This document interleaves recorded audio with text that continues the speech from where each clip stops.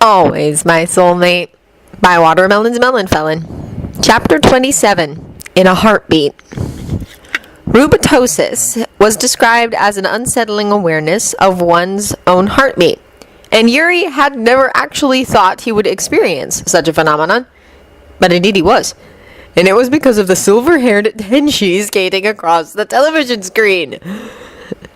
Yuri placed a hand over his heart. He could feel it pounding. Thum, thum, thum.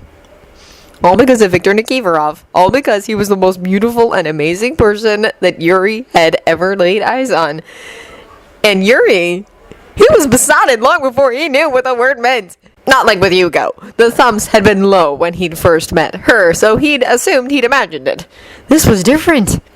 The day his friend Yuko introduced him to the existence of Victor Nikiforov ended up with Yuri holding his chest for hours afterward.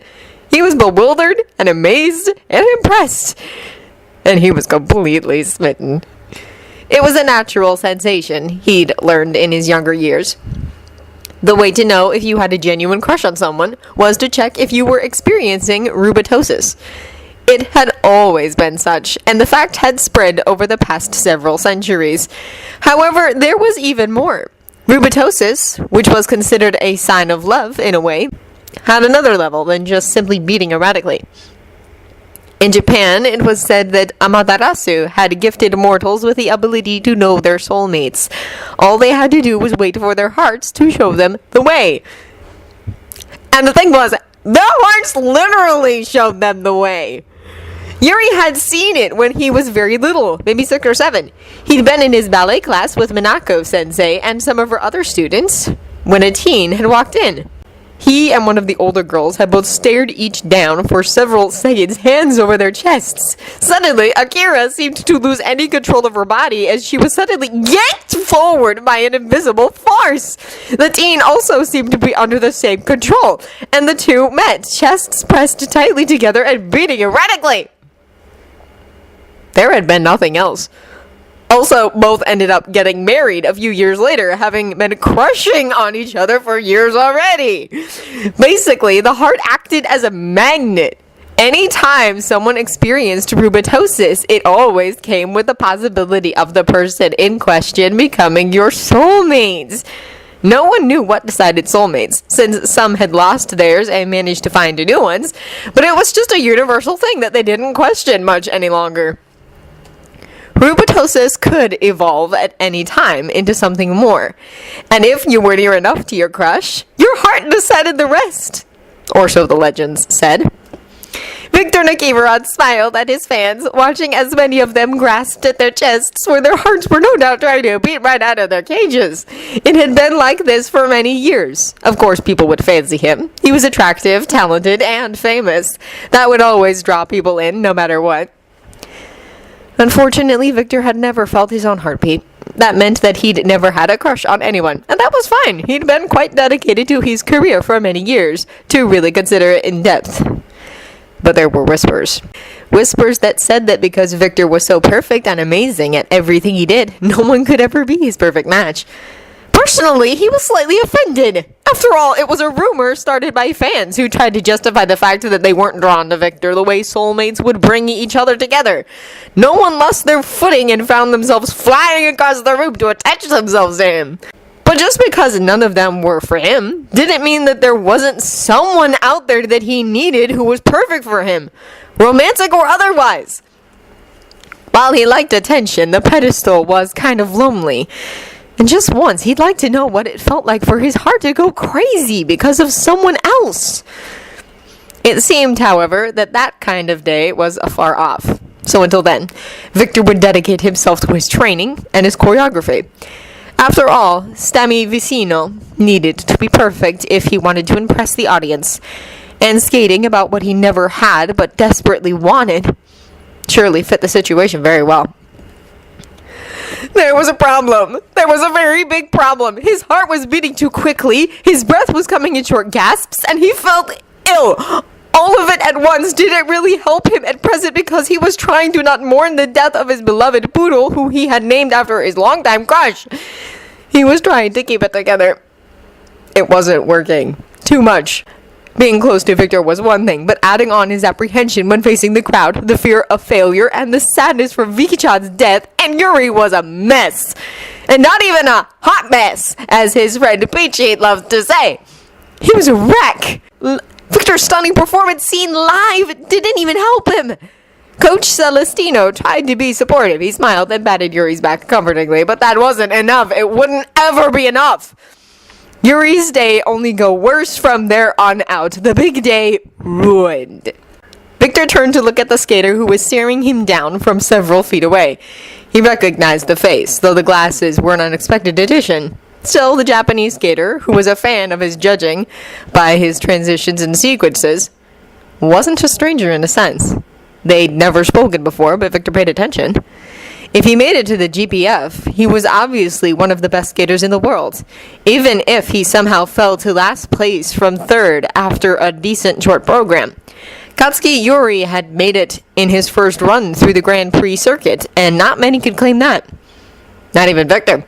Of course, he would pay attention to the other in order to spot weaknesses and strengths.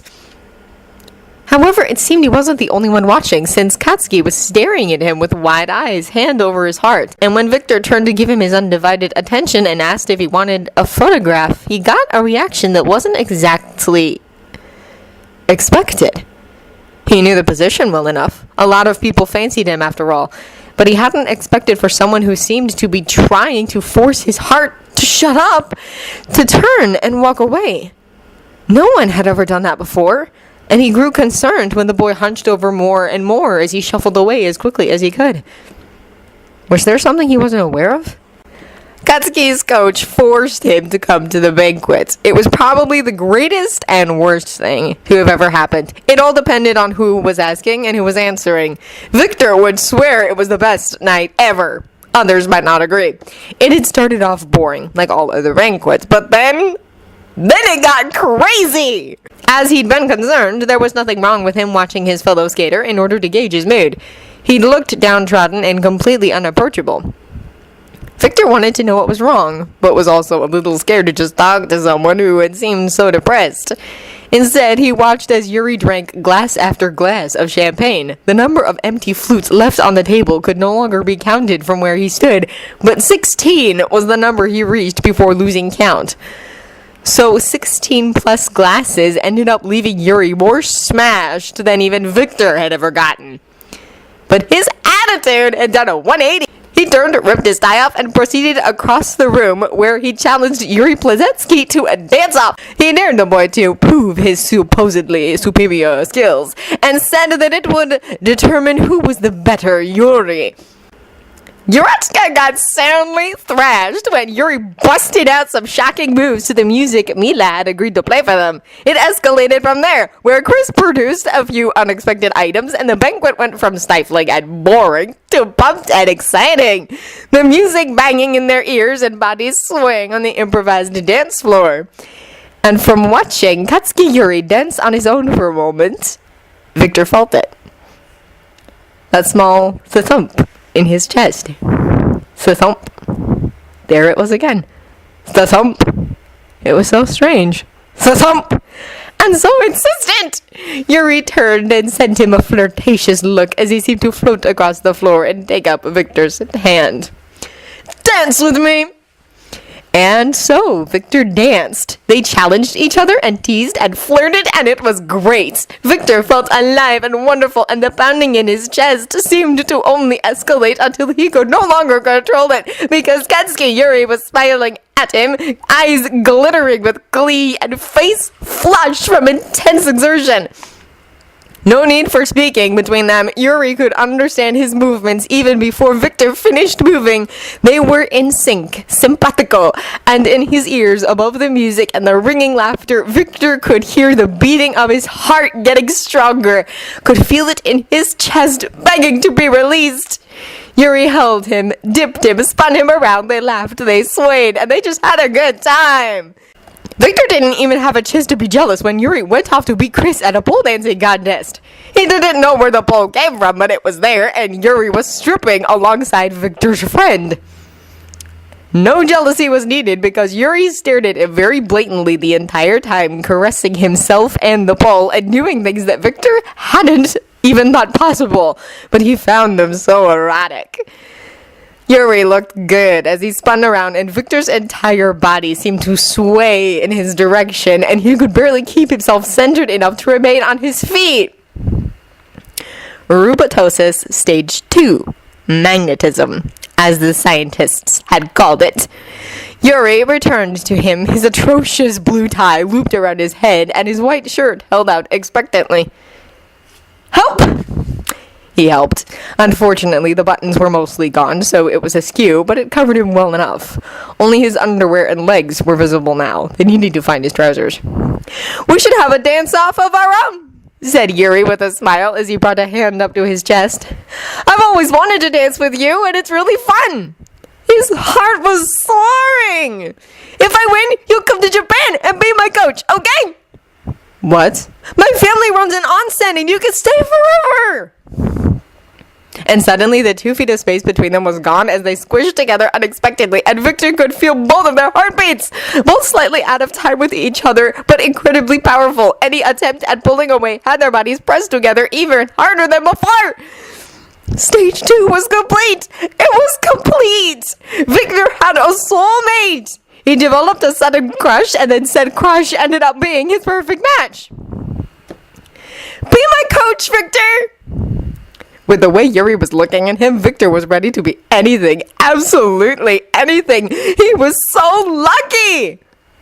But he wasn't going to make it easy. What fun would it be if there was no challenge? "Only if you win, Yuri," he teased, enjoying the spark that entered those caramel eyes and the breathtaking smile that followed. "Then I'll make sure to always win so that you can stay with me forever." His heart might as well have exploded. Victor would always stay no matter what. Yuri won, much to his delight. He'd need to make plans and talk with Yakov, but everything would be fine. And Victor, in his ever-brilliant mind, even made sure that Yuri would never forget this evening. Past their photos and videos that many people had taken, he'd brought his soulmate up to his hotel room and tucked him into his bed. Victor proceeded to spend the rest of the night reveling in the fact that his heart hadn't betrayed them, and there was actually someone out there who was deemed perfect for him by whatever divine being existed. He wasn't alone. "Thank you," he whispered wholeheartedly. Thump.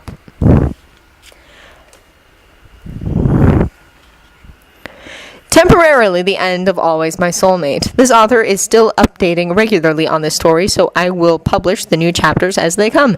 Thank you for listening.